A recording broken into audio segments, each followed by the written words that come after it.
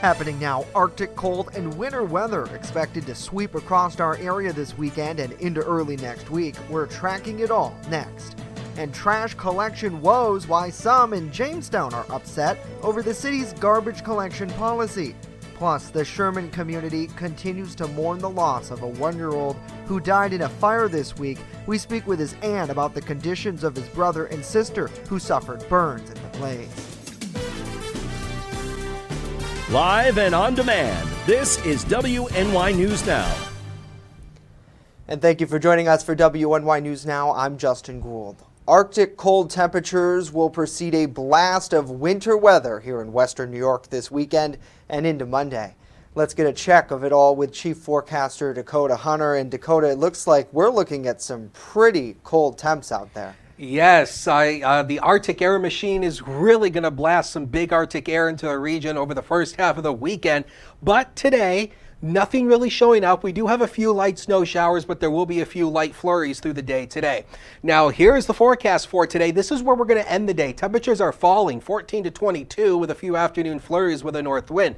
But the bigger story really is going to be this Arctic air coming in tomorrow. The National Weather Service has issued a wind chill advisory for all of the southern tier. Does not include Warren or Erie counties in Pennsylvania, but it includes just about everybody else. And this is for Saturday through at least the early part of the afternoon. So let's take you through the forecast wind chills for tomorrow. Understand, wind chill is the feels like temperature when you combine the air temperature plus the wind together. So today, yeah, not bad. It's going to be a bit chilly with the winds, but notice what happens as we go into the overnight hours. Already by tomorrow morning, we're talking about wind chills below zero. And again, some of these wind chills could be in the negative double digits. You can see here in Delavan, 16 below, Olean, 13 below, and the wind chills are going to remain harsh through the day tomorrow. So understand, this is not going to be a one and done kind of thing. The wind chills will lessen as we go through at least the afternoon hours tomorrow, though. The wind chills will stay sub-zero, but then they'll start to get worse again as we go into early Sunday morning. But at least we should stay above advisory criteria Sunday morning. And then we're also watching this, a winter storm watch for potentially heavy accumulating snow Sunday night going into Monday. We'll talk about this in detail, what we know with that Ultimate Satellite Solutions 7-day forecast later on in the show. Justin? Absolutely, absolutely, Dakota, and everybody will be keeping their eyes on that forecast come this weekend. Thank you. The aunt of 2 children who suffered burns in a fatal Sherman fire this week is updating their condition ahead of a vigil that will mourn the loss of her 1-year-old nephew who died in the blaze. As our Julia Gress reports, family, friends, and community members are welcome to the vigil on Saturday to mourn the loss of 1-year-old Watson Taylor, who died when his West Main Street house caught fire on Wednesday. Watson's aunt, Jennifer Taylor, is recalling the heroic moments when her niece Ellie, who was trapped in an upstairs bedroom with her brother Miles and Watson, got Miles to jump out of a window. She was then forced by the flames to jump herself. First and foremost, we are just asking for prayers for the kids that are in the hospital. I got a little update on them today. Ellie is doing good. She's responding to treatment.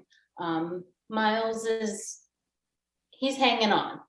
He's a strong little guy, so he's hanging on there. The children's mother, Tiffany Taylor, escaped with her twin boys without injury. Father Joshua Taylor was at work at the time. Monetary donations are being collected via a GoFundMe page to help cover travel, medical, and/or other immediate expenses for the now family of 6. People reaching out to me and family members, and it's just so greatly appreciated by the family and Josh and Tiffany.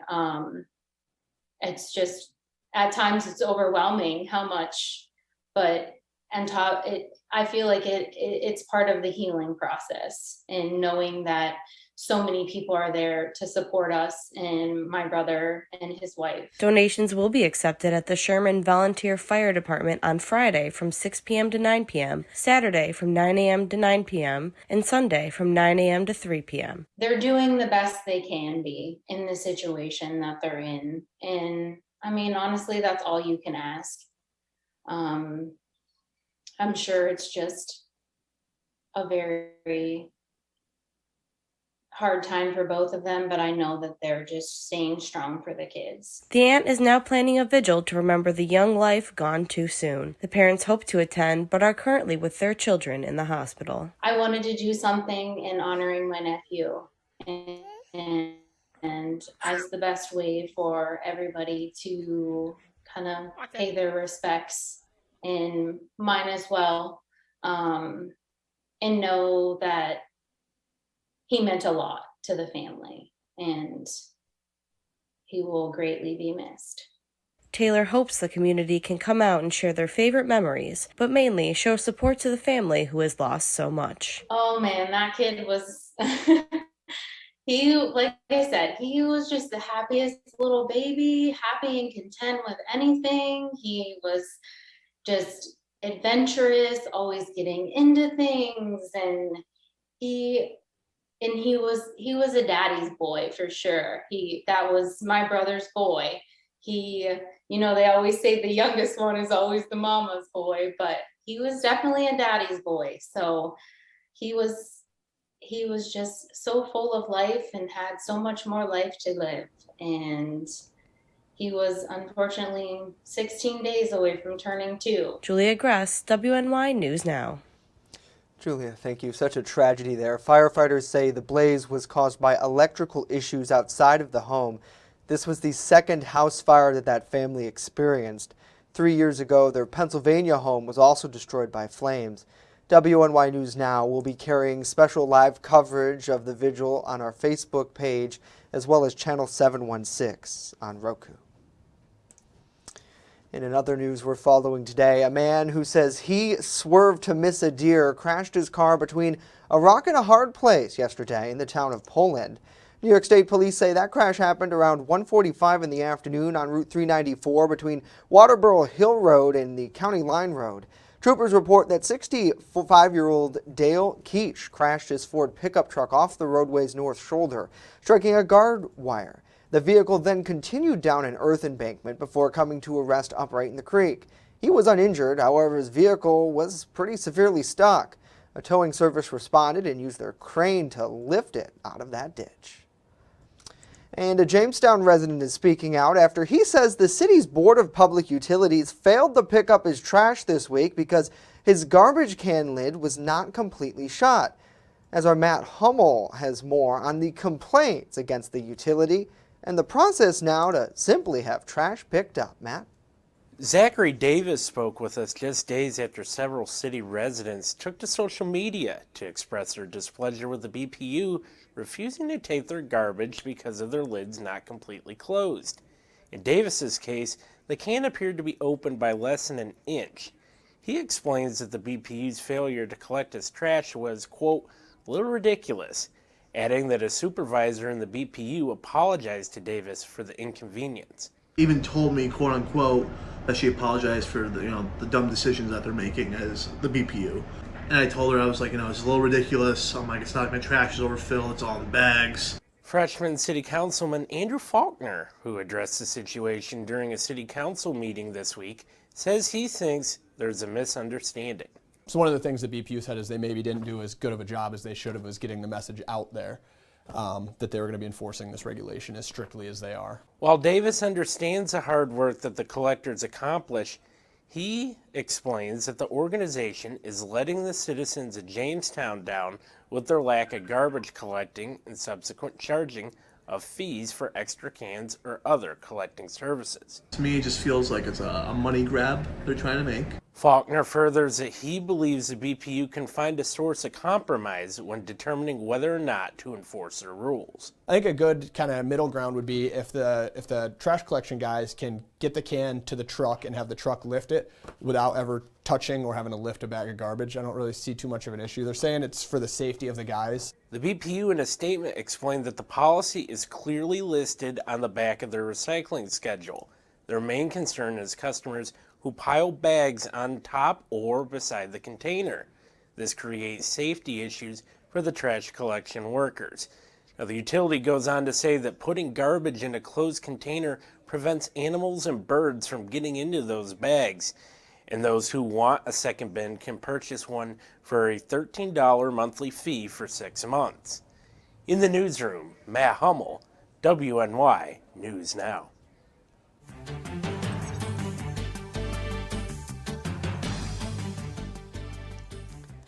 New information regarding former New York Governor Andrew Cuomo was released yesterday afternoon. The former governor's attorney, Rita Galvin, brought forward new info regarding the sexual misconduct allegations against him.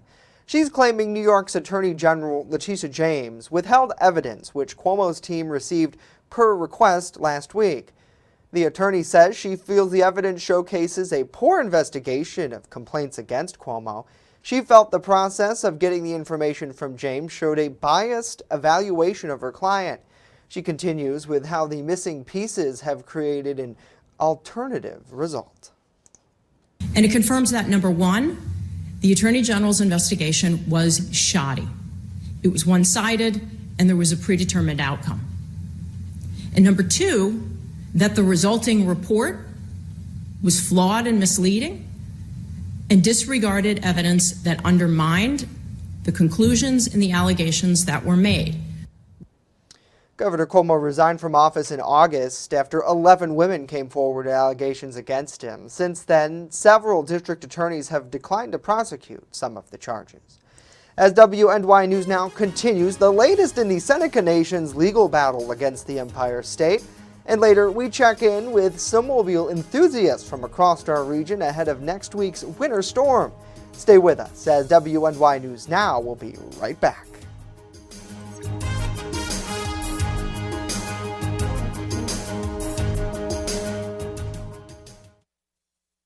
With coverage that matters, this is WNY News Now.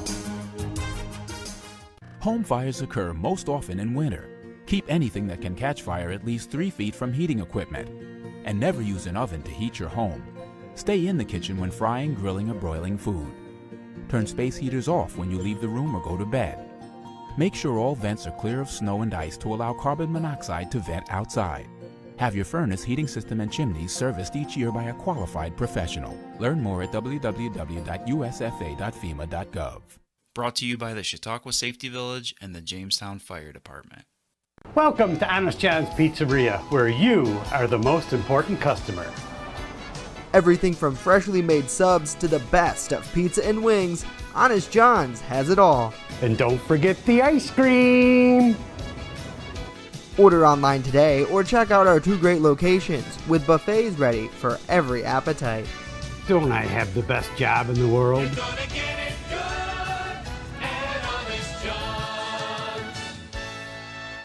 EagleZip.com is your local one-stop shop for all of your home and business computer needs. Located on Fluvan Avenue Extension, just outside of Jamestown, EagleZip.com sells and services all brands of desktops and laptops, as well as servers and network equipment for your business. All new computer sales include transferring your data from your old computer plus a 2-year warranty. Call EagleZip.com today. Stop by EagleZip.com today and let us make computers easy for you.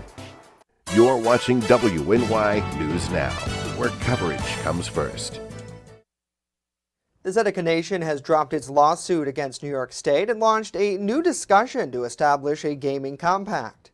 Nation officials announced this week they will secure $40 million as part of the current compact. The agreement expires at the end of 2023. Negotiations are slated to start in 60 days. In April 2021, the nation requested a 45-day federal stay on a $1 billion revenue share payment. This followed the then Governor Andrew Cuomo's push for the Senecas to pay the state the previously withheld payments. Of the $435 million sought, $115 million was slated for local governments in our region. Our gaming enterprises were developed through the vision, commitment, and historic investment of the Seneca Nation. They're a major economic driver and one of Western New York's largest employers. They're also the primary source of funding for important services we deliver to our community and nation. In a statement, New York Governor Kathy Hochul said she was pleased to reach an agreement to resume payments that will benefit both the state, the nation, and Western New York communities. Well, getting ready for retirement is one of the biggest goals we prepare for, but many Americans don't understand how to properly save their money or understand some of the financial programs that can provide assistance. Our Washington, D.C. correspondent Rachel Knapp explains what congressional members are trying to do to fix that. When nearing retirement, Americans face so many important and complex financial decisions. And these decisions can be daunting for anyone. According to a study from FINRA, an investment education foundation, about a third of Americans can answer 4 or 5 basic financial literacy questions. So the Senate Aging Committee zeroed in on this for people with disabilities or older adults, saying when it comes to things like money management, retirement, and claiming Social Security, many people don't know where to turn to. Last year, my constituent services team received over 1,000 calls and emails from Pennsylvanians on these issues. Financial advisors told members the government should provide resources and guidance to people who need help with their finances or enrollment in programs like Medicare, adding that many face obstacles on getting information. The calls have become increasingly more complex because of the caller's difficulty navigating health care and financial benefits such as Medicare, Medicaid, and Social Security. Lacking computer skills or access to the internet creates further barriers. Oftentimes, I can hear the pain and despair in their voices. And they also encourage that young students learning about finances can help them prepare for their future. Money management is a skill set, a soft skill set with a principle that once implemented, it will work for you no matter how young or how old. The committee also released an informational report for people wanting to learn about financial literacy and some tools that are available to them. Financial literacy is a core component of the American dream. It empowers consumers to responsibly participate in the mainstream economic ecosystem. At the Capitol, Rachel Knapp reporting. Rachel, thank you. You can find that report at our website, WNYNewsNow.com. And the debate over redistricting or redrawing of voting districts is taking place right now in Harrisburg, Pennsylvania. The Legislative Reappointment Committee, or LRC for short, is tasked with redrawing that state's legislative districts to reflect the 2020 census. The 5-member commission consists of Democrats and Republican leaders on both parties of the House and Senate per a nonpartisan chair. The committee approved a preliminary House map, and now Republicans have questions over the map, which they say seems to favor Democrats. Ultimately, what this is about drawing maps that are legal and about drawing maps that are consistent with the Constitution and state and federal law. Now, Democrats call the map fair and say Republicans are just worried about compromising their decades-long majority in the legislature. Well, as we await a possible snowstorm, local snowmobile enthusiasts are hoping for the white and fluffy, but they're not the only ones. Retailers are too, because after jumping through hoops to get enough inventory, Mother Nature really hasn't cooperated so far this year. Erie News Now's Ethan Kibbe explains. Mike Galbraith loves snowmobiling. Every year he can't wait to get outside, but in recent years he's had to leave Erie to find enough snow. This year, he's going all the way to Colorado. We used to be able to ride here 8-9 weekends in a row. Was a decent, a real good year, and that's unfortunately kind of gone to the wayside. He's not the only one hoping for snow. Joe Askins of Off-Road Express says snowmobile season starts in a few days, and cold, snowy weather is great for sales. Definitely would like to see a foot of snow out there. And like I say, though, it isn't, even if we had it up until about now, it wasn't going to be a whole lot of riding because of hunting season and the trails weren't open. So now is really when we need it to happen. So with the possibility of winter weather on the way, Askins says he's keeping a close eye on the forecast, because when it snows, snowmobiles sell better and gear and equipment sales go up as well. It all goes hand in hand. So when somebody's riding snowmobiles, they're usually buying snow gear or they're needing repairs or buying oil and different things. So for everything to work properly, you need that full season of snow. Galbraith says he can't wait. Snowy cold weather might be a nuisance to many, but for him, it's a dream come true. We watch it daily. Absolutely love it. I hope so. When I see 2 feet, everybody runs and says, oh, we're not going to be able to make it work. I'm like, I'll make it somewhere. Certainly would. Ethan, thank you. Workers at Off-Road Express say it's been difficult to get a large number of inventory of their snowmobiles, so they're buying more pre-owned sleds to make sure that their dealerships are well stocked. Well, certainly this weekend, you'll need it. Coming up, we're live with a new furry friend who's looking for a good home this Friday. But first, when we return, it's all about the weather as we look towards that winter storm this weekend. Stay with us as WNY News Now continues.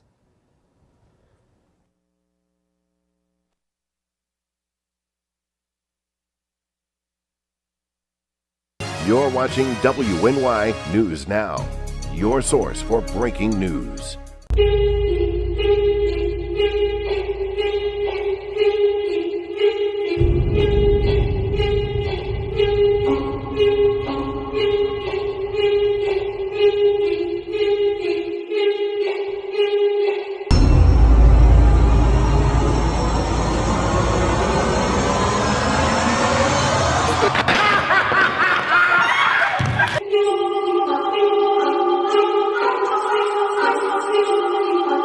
With coverage that matters. This is WNY News Now.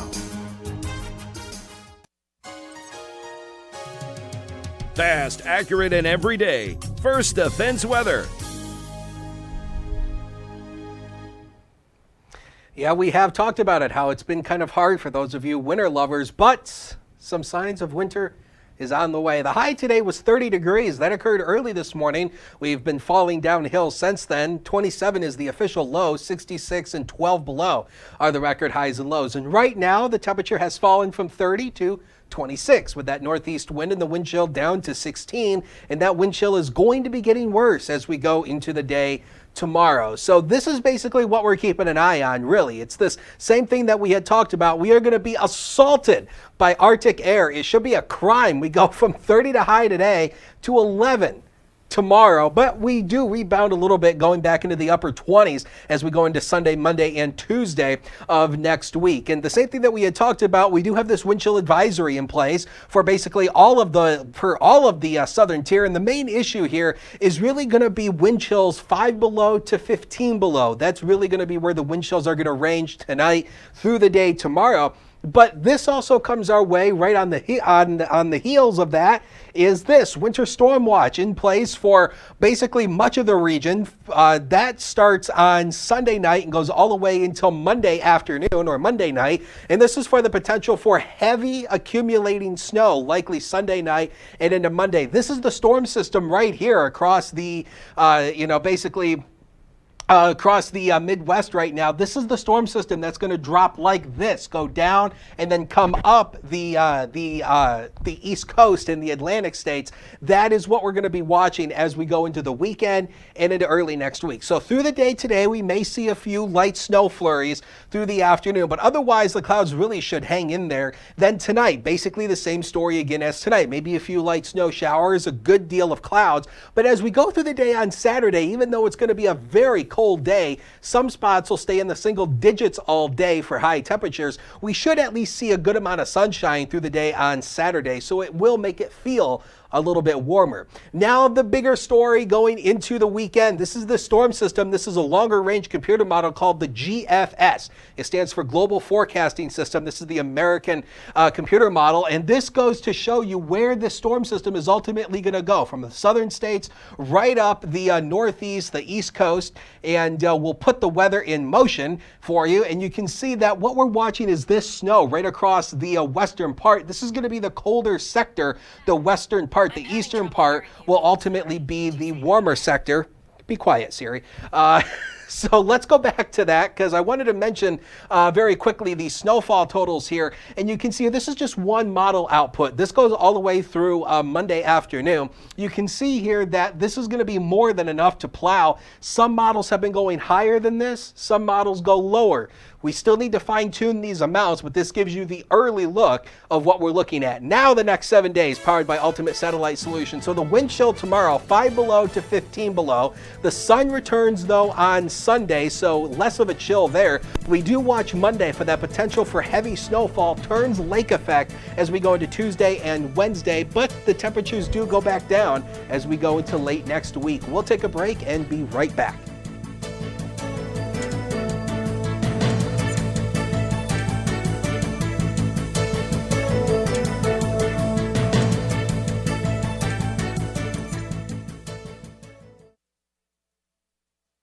with coverage that matters. This is WNY News Now.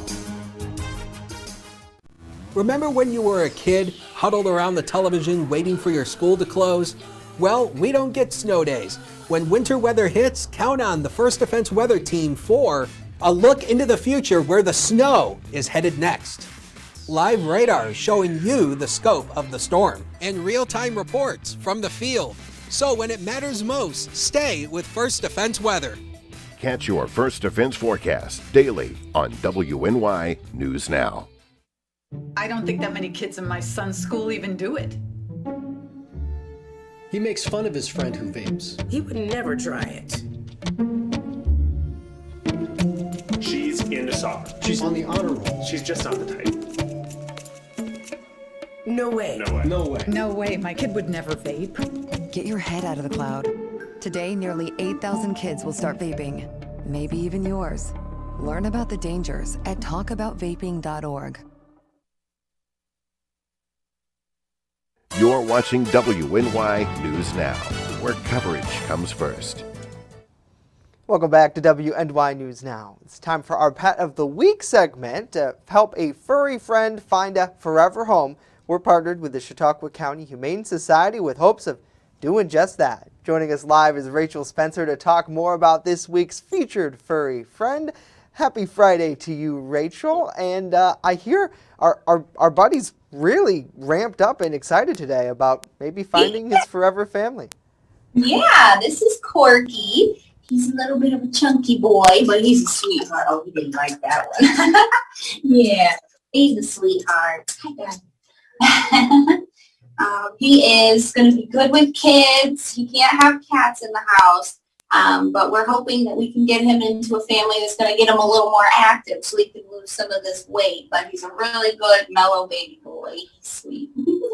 Absolutely, and that's something I know we've talked with the Humane Society about before. It's important when you're adopting a dog to make sure you have enough time to be able to take them outside and throw the ball.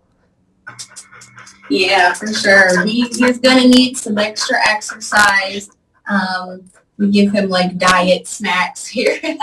But yeah, he definitely needs to go for walks. We do really well with some young kids and everything in the house. Those are totally fine. If not, that's okay too. But we're hoping somebody will adopt this new boy. Absolutely, and that aspect of working with the kids, a lot of times parents maybe can, get two birds, one stone, so to speak, with letting the kids go outside, bundle them up, let them play, and let our friend Corky as well run around with them too. Mm-hmm. Yeah, perfect. Yeah, and he certainly looks like a beautiful, beautiful pet. And again, to learn more about our friend Corky or any other residents of the shelter, it's really easy. You can give him a call at 716-665-2209, or even better, check him out online at chqhumane.org. That's certainly the place to go. Rachel, thanks so much for joining us today, and thank you to Corky, certainly as he's looking for a great home. And when you think about it, you're going to need a snuggle buddy over the next couple of days because it is going to be frigid. Oh, no doubt about it. So, when he's got that little, you mentioned he's got the little poof, the chunkiness. I'm sure that's got to help. Yeah. Oh, I'm sorry, Corky. I didn't mean to offend you. I know, he's offended. She looks kind of offended. He's like, get this news guy out of here. chqhumane.org is the place to go. Rachel, Corky, and Brian behind the camera, too. Happy Friday to all of you. Thanks so much for tuning in. And we thank you for joining us for WNY News Now. Of course, we remind you to follow us on social media where you can stay up to date with the conversation. It's at WNY News Now on Facebook, Twitter, and Instagram. Of course, Channel 716 on Roku as well, where we'll be providing updates throughout all of the weekend. And it's definitely going to be a cold one out there. Of course, if you missed anything we talked about on this program, it is available live and on demand at WNYNewsNow.com. And of course, on Channel 716 on Roku. That's going to do it for us this week. We are back Monday right here live at noon. Hope you can tune in.